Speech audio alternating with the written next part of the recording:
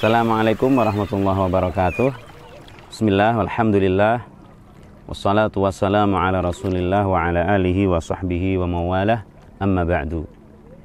Kaum muslimin wal muslimat rahimakumullah. Dalam sebuah hadis Nabi kita sallallahu alaihi wasallam pernah bersabda, wallahi mad dunya fil akhirati illa mislu ma yaj'alu ahadukum isba'ahu fil yam falyanzur bima yarji, rawahu Muslim. Demi Allah, tidaklah dunia ini dibandingkan dengan akhirat kecuali seperti ketika salah seorang kalian memasukkan jarinya ke lautan, kemudian lihatlah apa yang tersisa, apa yang ada pada jarinya itu.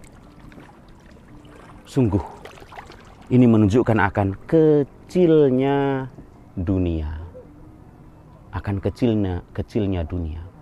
Oleh karena itu, mari di kehidupan dunia yang sangat sementara ini kita betul-betul berusaha semaksimal mungkin untuk meraih keridhaan Allah Subhanahu wa taala. Dan hal itu tentunya tidak lain dengan terus memohon pertolongan kepada Allah Subhanahu wa taala. Karena kita tidak ada daya dan tidak ada kekuatan kecuali dengan pertolongannya. Yang hadis tersebut menggambarkan akan kecilnya dunia. Kecilnya dunia, sedikitnya dunia, dan sepelenya dunia ini. Ketika dibandingkan dengan akhirat yang luar biasa. Panjangnya, luasnya, lamanya. Dan bahkan sebagaimana akidah kita, akhirat adalah perkara yang kekal. Akhirat itu kekal dan abadi. Sedangkan dunia sangat kecil, sangat sebentar. Maka ketika kita mengarungi kehidupan dunia yang di sini banyak sekali ujian-ujian yang harus kita hadapi dengan kesabaran, kuatkanlah kesabaran kita.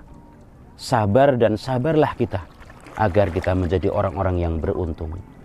Ya ayyuhalladzina amanu sabiru wasabiru warabitu wattaqullaha la'allakum tuflihun. Ketika kita menghadapi ujian-ujian di dunia, barangkali ketika kita mengamalkan sunnah Nabi SAW, ketika mengamalkan tauhid, mendakwahkannya, ya, akan datang ujian-ujian. Itu semua kecil, itu semua sedikit. Ya, sabarkanlah diri kita sekali lagi dengan memohon pertolongan kepada Allah Subhanahu wa taala. Karena kalau toh kita harus mengalami, ya, kesedihan, kegundahan, kesulitan, dan sedikit banyak perjuangan, ya, untuk kita meraih kebahagiaan di akhirat kelak, maka sekali lagi hanya sebentar, hanya sementara.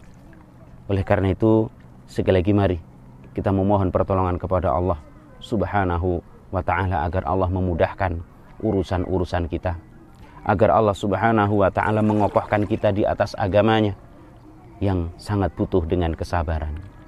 Juga ketika datang godaan-godaan, pada sisi lain ketika datang godaan-godaan yang mungkin menurut kita itu perkara yang sangat menggiurkan, padahal ternyata di dalamnya ada perkara-perkara yang Allah haramkan, maka hendaknya segera kita tinggalkan, segera kita hempaskan.